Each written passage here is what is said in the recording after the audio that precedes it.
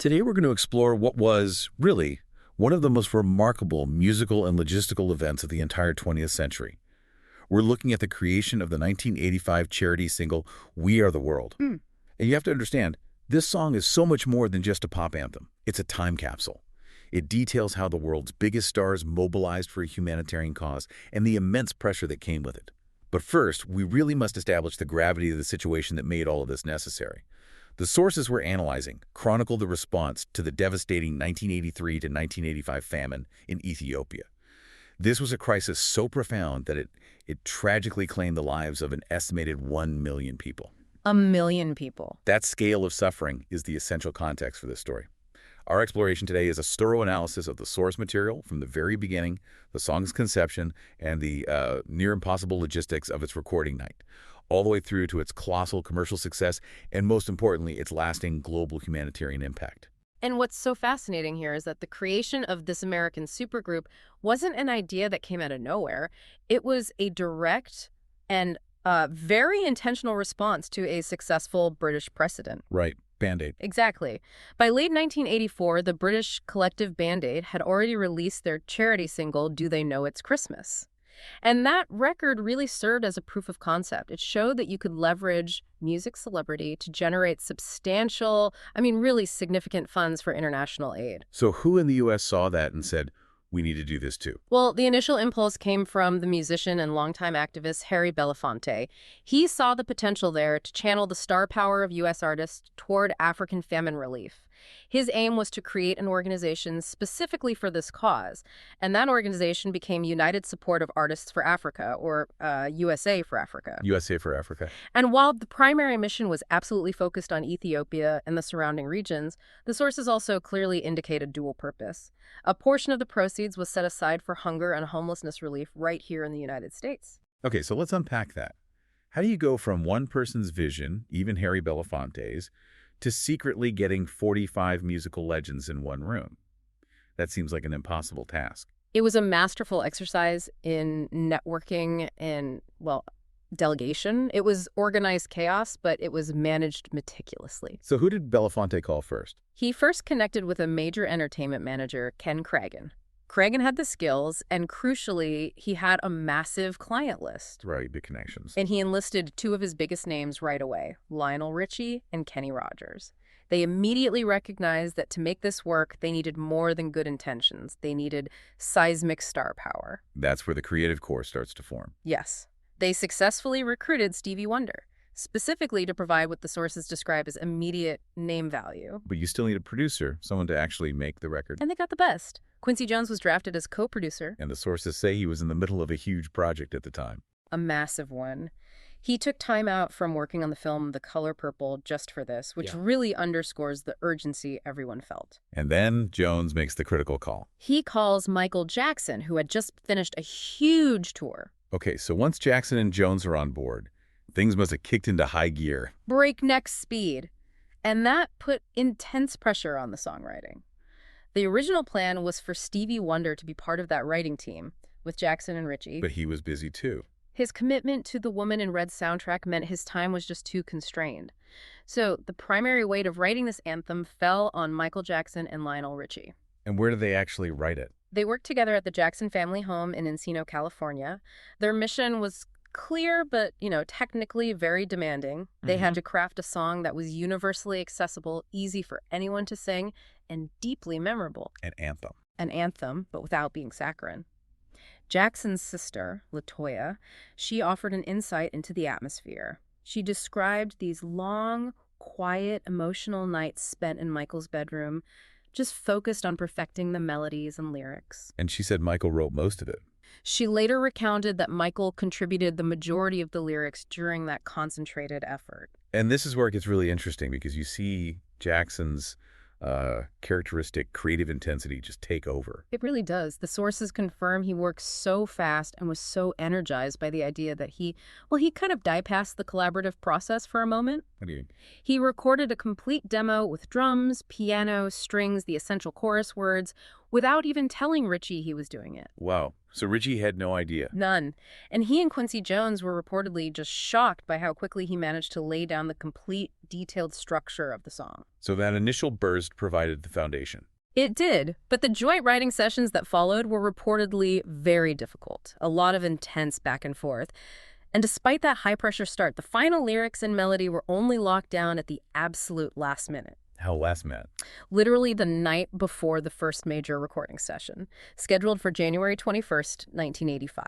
So with the ink barely dry on the sheet music, they have to move straight into recording the instrumental track. Immediately. The initial tracking began on January 22nd at Kenny Rogers' own studio, Lion's Share Recording Studio in Los Angeles. And this first session was critical, wasn't it? This track would be the blueprint for every single superstar who came in to sing on it. Absolutely. Jones knew he needed absolute precision and, a perfect groove. So he hired a rhythm section he trusted implicitly. And this wasn't just any session group. No, this was a powerhouse trio. John J.R. Robinson on drums, Louis Johnson on bass, and the pianist Greg Phillinganes. That's the same trio that played on Michael Jackson's Don't Stop Till You Get Enough. The very same. Their presence ensured the track would have immediate commercial energy and just technical flawlessness. So once the backing tracks were perfect, Ritchie and Jackson recorded the vocal guide for the other artists. Yes, and this wasn't just a throwaway recording. It was the emotional anchor for the whole project. Jones, with his exacting producer's ear, he listened to multiple versions. And he picked the sixth take. The sixth take, and his reason is so instructive. He felt the previous attempts had, and this is a quote, too much thought in them. He wanted it to sound natural. Immediate, and full of heartfelt sincerity. He hoped that would encourage the other superstars to deliver equally genuine performances. That attention to detail is remarkable. It is. After settling on the instrumental and the guide vocal, Jones had cassette duplicates made. Cassettes, right? And these were sent out to all the invited performers. The sources highlight that he included a very stringent note imploring them not to share or copy the tape. He had to keep it secret. He had to. He was emphasizing the importance of secrecy and maintaining the dignity of their contribution to fight world famine. Which brings us to the famous and highly secretive night of January 28, 1985, at A&M Recording Studios in Hollywood. I mean, this session wasn't just a recording date, it was a feat of high-stakes logistical engineering. Security and secrecy were absolutely paramount. Ken Cragen knew that if the location leaked, the paparazzi and media frenzy would have scared away the celebrity participants instantly. So security was tight. Incredibly tight. The sources stressed that the precise location was held close until the very last hour. And to manage the inevitable clashes of celebrity egos, a very powerful psychological cue was put in place. The sign. The legendary sign taped to the door reading, "Check your ego at the door." And that wasn't just a clever line. No, it was a mandatory contract for the evening. You have to remember, they were bringing together more than 45 of America's biggest musical acts. With reports suggesting over 50 more had to be turned away. And many of them were coming directly from the American Music Awards ceremony, which was held just hours earlier that same night. So that sign was essential. It was. It established the atmosphere of collaborative humility right from the start. The roster is still just staggering to look at. You had rock legends like Bruce Springsteen, pop giants like Cyndi Lauper, The enduring artistry of Paul Simon, Tina Turner, Stevie Wonder, and the sheer vocal authority of Ray Charles and Billy Joel, alongside the pop monarchy of Michael Jackson and Diana Ross. even members of the Jackson family, including LaToya, Marlon, and Tito, were there in the chorus. But the sources also provide tremendous insight by focusing on who was not there. The reasons behind the absences reveal so much about celebrity and image control. The most famous absentee, of course, was Prince. Right. Quincy Jones had a specific part planned for him. He'd envisioned a duet for Prince and Michael Jackson, which would have been, an iconic moment in pop history, but Prince declined to attend. Do we know why? The reasons seem to vary. They do. One source suggested he was reluctant to record with so many other acts. Another cited a public insult directed at him by the Band-Aid organizer Bob Geldof. Whatever the reason, his absence was significant.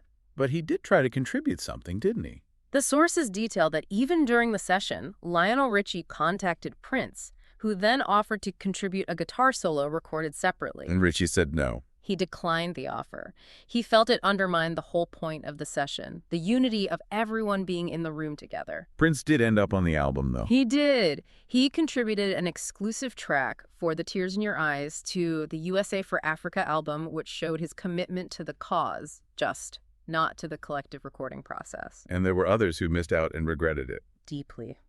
The sources note that the actor and comedian Eddie Murphy declined because he was busy in the studio recording his own single, Party, all the time. He must have kicked himself. Murphy later admitted that once he grasped the magnitude of We Are the World, he felt profound regret. He said he felt like an idiot. And then there's the John Denver story, which is actually quite sad. It is. Denver actively asked to participate, but the manager, Ken Cragen, reluctantly turned him down. Why? Cragen revealed that some members of the organizing team felt Denver's, his country folk image would detract from the song's intended identity as a pop rock anthem. And that really hurt him. Denver recounted in his autobiography that the rejection broke my heart.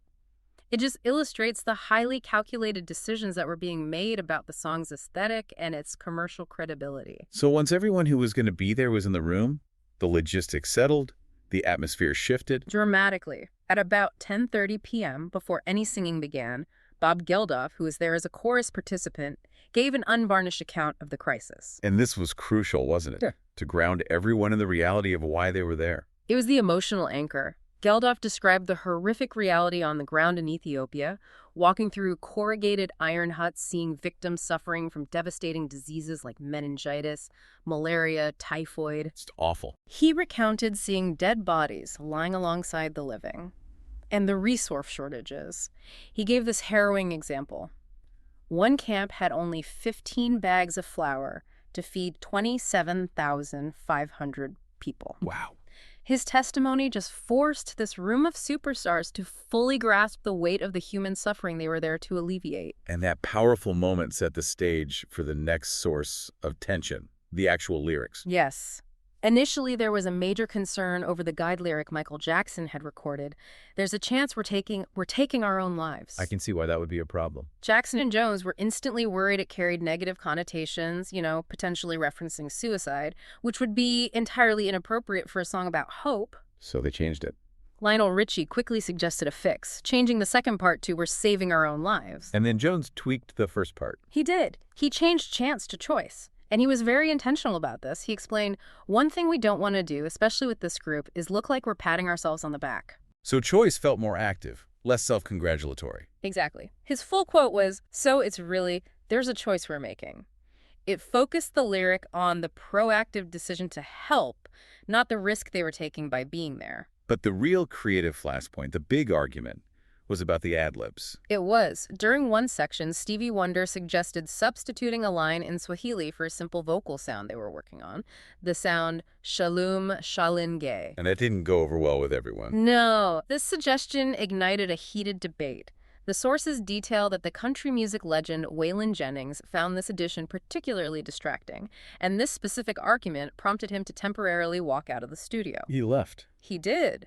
The creative team realized the complexity of inserting a language unfamiliar to most of the singers and listeners. So ultimately, they removed both the Swahili suggestion and the original Shalom Shalinge sound. And the compromise they reached was the final lyric. One world, our children, which allowed the emotional emphasis to remain on unity and the future. It smoothed over that temporary friction very effectively. And there was another emotional moment later that night, wasn't there? A vital one. In the early morning hours, Stevie Wonder arranged for 2 Ethiopian women who were visiting the United States to be brought into the studio. What an incredible idea. Their presence was a moment of profound human connection. They personally thanked the assembled singers on behalf of their country and the famine victims. That must have had a huge impact. The sources note that this unscripted moment was such a raw reminder of the song's purpose that it brought several of the superstars to tears, just reinforcing their collective commitment. So despite all the challenges, they got it done. They did. All the solo parts were successfully recorded that night. The session finally concluded at 8 a.m. the following morning. An all-nighter with the biggest names in music. Considering the egos, the technical complexity, and just the sheer volume of talent involved, it remains one of the most successful and demanding one-off recording sessions ever. Now let's look at how the song itself was structured. Quincy Jones's arrangement was key to managing all that talent. It was meticulous. The arrangement was designed to give every vocalist a distinct moment without being swallowed by the sheer number of stars. And musically, it builds and builds. It does. The composition starts in E major, but the sources highlight a classic pop technique Jones used for emotional impact. At the 4-minute mark, there's a powerful modulation. A key change. It shifts up to F major, and it stays there until the end. That simple key change is what gives the final choruses that heightened energy, that sense of continuous buildup. Let's lay out some of those specific vocal assignments because the sequence was so crucial to the song's pacing. The opening was all about establishing that core emotion. Lionel Richie starts, then Stevie Wonder, Paul Simon, Kenny Rogers, James Ingram, Tina Turner, and then Billy Joel. That covers the first verse and pre-chorus, and then the first big chorus hits. And it's led by the two titans who wrote the song, Michael Jackson and Diana Ross. Then the second half brings in a different energy. Dionne Warwick, Willie Nelson, and Al Jarreau take the second verse. Then you get the high-powered rock and pop voices for the second chorus. That's Springsteen. Bruce Springsteen, Kenny Loggins, Steve Perry, and Daryl Hall. Then the critical bridge section was sung by Jackson, Huey Lewis, Cyndi Lauper, and Kim Carnes. And the main chorus was full of huge names, too. Absolutely. Even if they didn't have a solo, you had people like Dan Aykroyd, Harry Belafonte, Bette Midler, the Pointer Sisters, and Smokey Robinson. It was just a who's who of 1980s music, all assembled in a very calculated order. So the recording was finished, but the real test came with the release.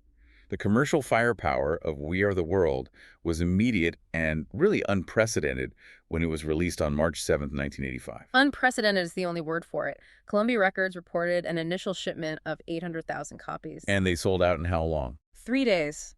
Just gone. It instantly became the fastest-selling U.S. pop single in history. There is some amazing specific data points on that. There are. At the famous Tower Records in West Hollywood, they sold 1,000 copies in just 2 days. A store worker remarked that typically a #1 single might sell 100 to 125 copies in an entire week.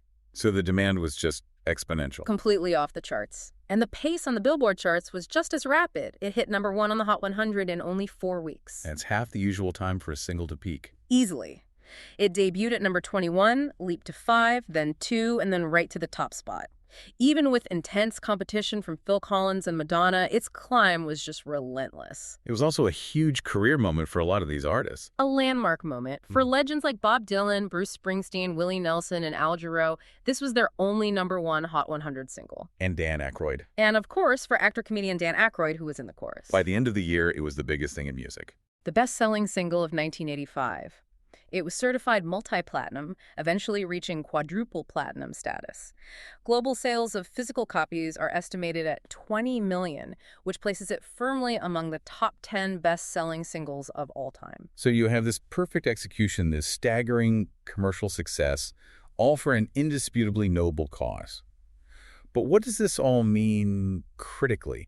The source material often shows a polarized reaction when something gets this big. It certainly does, and it illustrates that constant tension between pure artistic expression and, commercialized philanthropy.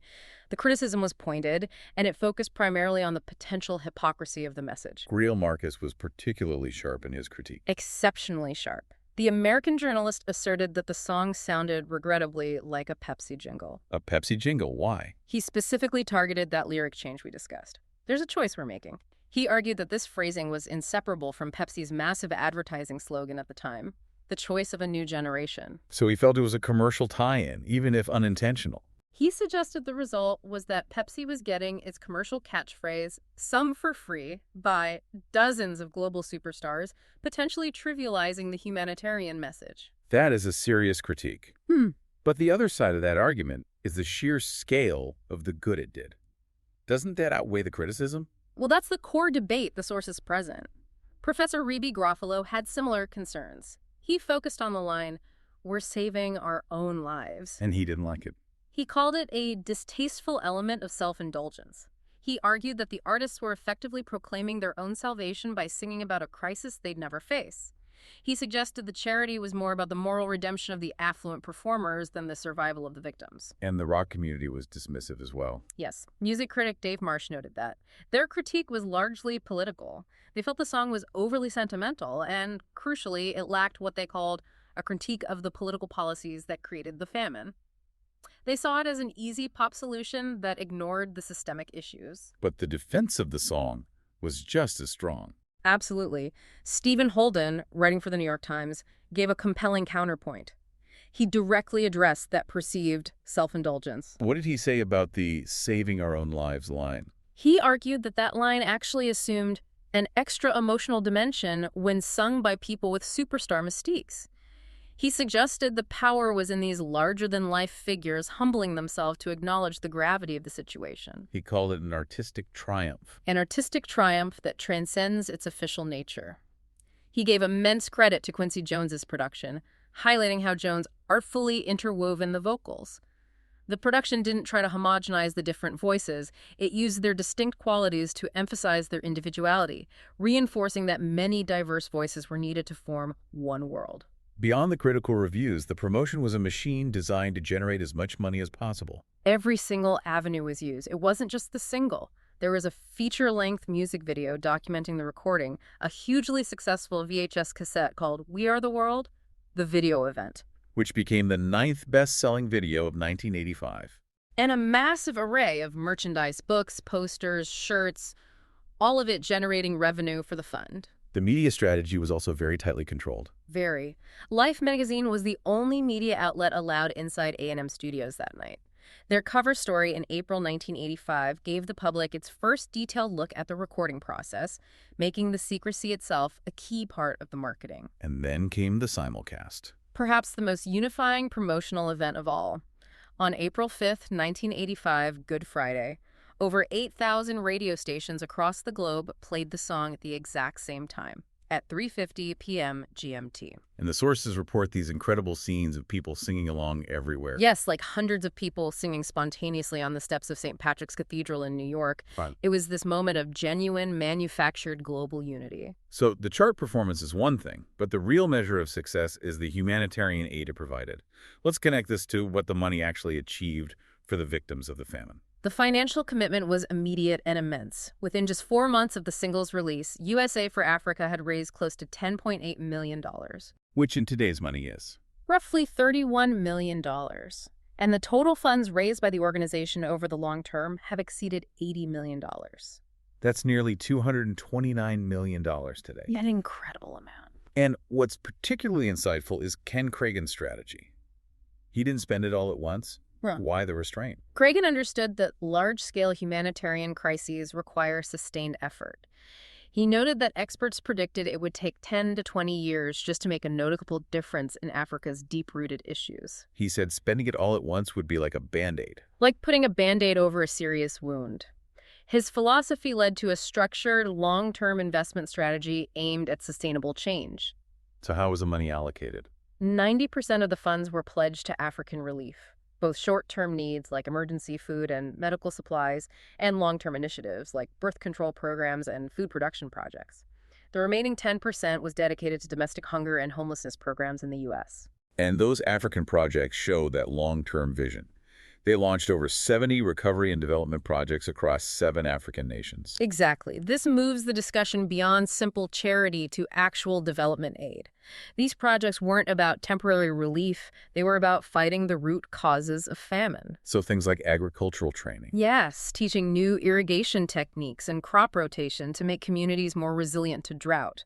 Other efforts focused on clean water management, drilling wells. There were even manufacturing initiatives and reforestation programs to combat desertification. It was about providing a lasting infrastructure benefit. And we have a specific, very poignant anecdote that illustrates the direct human impact. The story of Michael Brett. This came to light in 2009. An Ethiopian beneficiary of the aid, Elias Kifel Marim Bayan, recounted the story. He explained that the wheat flour distributed to victims was a higher quality than the local cereal. And the bread they made from it was special. So memorable that the local people named it Michael Bread after Michael Jackson. Bayan emphasized the lasting power of that assistance, saying, "When you have been through such hard times, you never forget events like this." The memory of the aid lasted a lifetime. The momentum from this also spurred a major follow-up project, this time focused on the U.S. hands across America. Yes, that was in May 1986. An incredibly ambitious idea to form a human chain of millions of people stretching across the entire continental United States to raise awareness for hunger and homelessness here. And We Are the World was played during the event. Naturally. But the sources reveal a surprising conflict tied to this. Michael Jackson, as co-owner of the publishing rights, strongly advocated for We Are the World to be the official theme song. But the board outvoted him. They did. They chose instead to commission a new and ultimately much less successful song, also titled Hands Across America. This had major repercussions. Jackson resigned from the board. He did. Frustrated by the decision, he resigned from the board of directors of USA for Africa shortly after. It just highlights that even in these massive charitable endeavors, creative and financial control can create real internal friction. Looking back, the validation for the single came swiftly. At the 1986 Grammy Awards, it just dominated. A clean sweep. It won Record of the Year, Song of the Year for Jackson and Richie, Best Pop Performance by a Duo or Group, and Best Music Video, and its importance has lasted. It was inducted into the Grammy Hall of Fame in 2021. Beyond the awards, historians recognize its immense political significance. Yes, the sources credit it with generating an international focus on Africa that was simply unprecedented. It fundamentally changed the model for how musicians could function as a collective political and social force. And it kept resurfacing at these huge cultural moments. It closed the 1985 Live Aid concert. With over 100 musicians performing it, though Michael Jackson himself was absent from that performance. And it was at Bill Clinton's inauguration. In January 1993, yes, a rendition with President-elect Clinton, his wife Hillary, and daughter Chelsea on stage, singing along with Michael Jackson, Diana Ross, and Kenny Rogers. The song also served as a memorial after Michael Jackson's death in 2009. The televised memorial service concluded with a group performance of the song, led by Lionel Richie and the Jackson family. And that sparked renewed interest. It did. The song re-entered the U.S. charts, debuting at number 50 on Billboard's Hot Digital Songs chart, proving its lasting resonance. And its endurance was tested again when another global tragedy struck in 2010, the devastating Haiti earthquake. A crisis that, sadly, confirmed over 230,000 civilian deaths. And we must express our sympathy for the victims of that disaster and acknowledge the efforts to respond. A new version of the song was conceived very quickly. We Are the World 25 for Haiti. It was recorded just 3 weeks after the quake on February 1st, 2010. And significantly, they chose the very same studio as the 1985 original. With a new group of artists. Over 75 contemporary musicians. But they made several notable changes, including revised lyrics and adding a rap segment specifically addressing Haiti. And they used archival material of Michael Jackson? Yes, weaving his original 1985 vocal into the new track. His younger sister, Janet Jackson, recorded a new part, creating a duet with his archival vocal. But the 2010 version faced a lot of criticism that the original didn't. Significant pushback, yes. Much of it focused on the vocal performances. One critic had a particularly memorable, if unflattering, line describing Wyclef Jean's performance near the end. What did they say? That it sounded not unlike a cross between a fire siren and the sound of Wyclef giving himself a hernia. It just highlights how difficult it is to recapture the unique magic of that original session. And there were other versions too, right? Yes, a non-celebrity YouTube edition and a Spanish-language version, Somos el Mundo, produced by Emilio and Gloria Estefan. So when you summarize the cultural impact, it really established a new paradigm. It did. The sources say it subverted how music and meaning were produced. It proved that musicians from diverse racial and stylistic backgrounds could collaborate productively toward a unified goal. The British philosopher Jason Barker even called the anthem the birth of postmodern tragedy and claimed it marks the beginning of the so-called disaster appeal. Suggesting it formalized the large-scale celebrity humanitarian response. As a major cultural force, yes. And the story's power endures. It was recently chronicled in the 2024 film The Greatest Night in Pop, with new interviews from Richie, Springsteen, and Lauper, cementing its place as a pivotal cultural event. This extensive analysis has laid bare the immense scale of what transpired in January 1985. We have charted the process from a single idea driven by Harry Belafonte through a highly secretive, high-pressure, single-night recording session orchestrated by the creative genius of Michael Jackson, Lionel Richie, and Quincy Jones. The result was a globally unifying musical movement that generated immense and sustained capital for crisis relief. The source material presents us with a profound tension that really demands reflection. You see this conflict between the enormous tangible good the song did, millions raised, successful long-term aid projects, the literal memory of Michael Bread helping the hungry survive, versus the commercialized and perhaps self-congratulatory nature that critics like Marcus and Garofalo perceived.